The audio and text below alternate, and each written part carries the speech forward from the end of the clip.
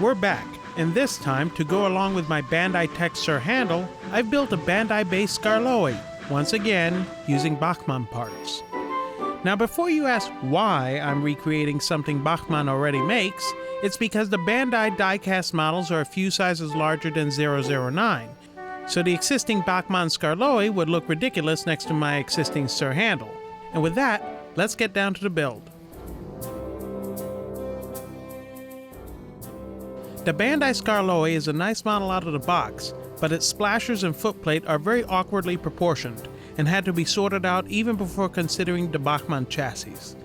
I wasn't entirely sure of how I was going to approach this, so I first supported the split rear buffer beam and cut the front of the footplate away from the rear entirely. With this weakness in the footplate, I decided to JB weld it to the steel shell. I tinkered with the original Bandai footplates for a while and then discarded them in favor of a footplate made from sheet styrene. With very little surface area to bond to, strips of styrene were added to the insides for initial reinforcement, but these were ground out later to clear the motor. The sides of the footplate were built up with square styrene, glued down with plastruck bonding, and a shim slid under the front of the boiler to space everything out.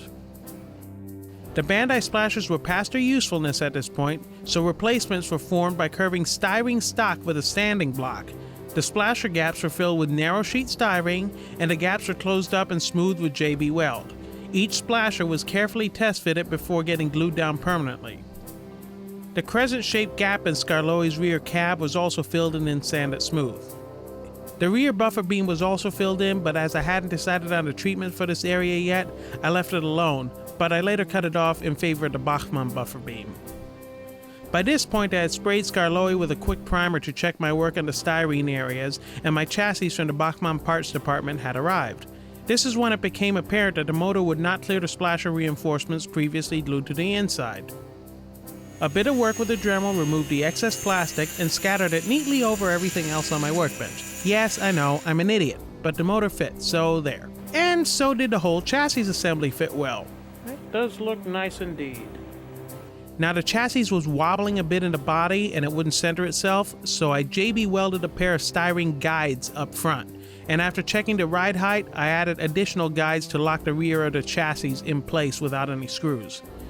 Like Sir Handel before him, the cylinder assembly was enlarged and countersunk for a screw to hold the chassis and body together through the smoke box. The chassis mounting hole was similarly enlarged. As the drive was progressively test fit, styrene was fitted, massaged, and glued down to give the Bachmann chassis a level pad to rest on. A little bit beforehand, a donor buffer beam had already been cut out of the Bachmann Skarloey footplate and fitted to the model. Initially, the Bachmann sandboxes were also used as one piece with the buffer beam, but I quickly removed them and substituted them with the larger pieces cut from the Bandai footplate. The Bandai sandboxes, even though they were a better size for the model, lacked the edge detail of the prototype, so I added styrene around the corners for better detail. Each corner had to have its own strip of styrene cut for it, and this went on for about an hour and a half. Believe me when I say, this was not easy. At this point, I decided the Bandai buffer beam in the back had to go, and it did, by way of the Dremel. Since the Bachmann beam was narrower than what I needed, I slotted the Bandai part so the entire Bachmann beam could slip right into the center with minimal gaps on either side. And as with the rest of the parts necessitating structural strength, the beam was JB welded into place. I also chose to drill the cab portholes in the drill press. This was a complete nail biter as the drill bit kept walking on me. Believe me, if you're thinking of trying this, here's a word of advice. Use a fresh drill bit, center punch your holes in advance, and especially drill your cab holes before performing any other modification to the shell.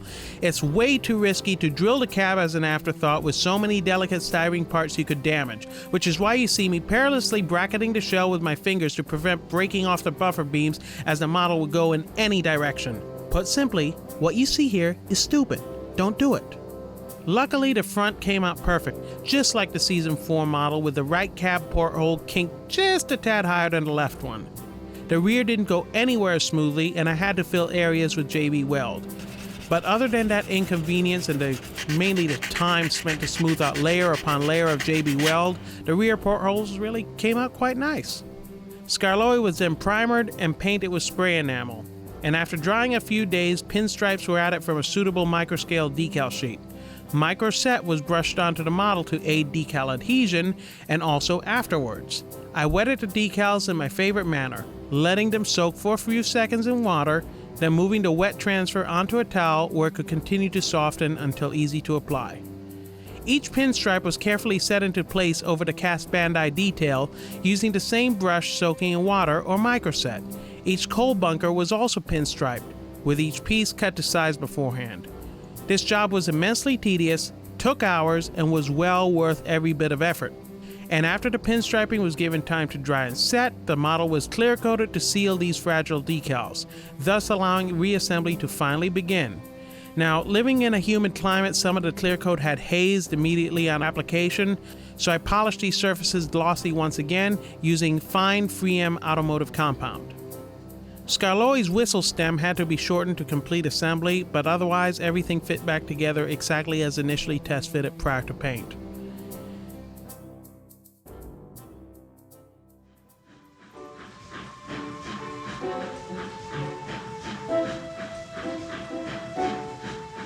As always, thanks for watching, and for more Sodor Scratchbuilding, check out the rest of our channel here on YouTube.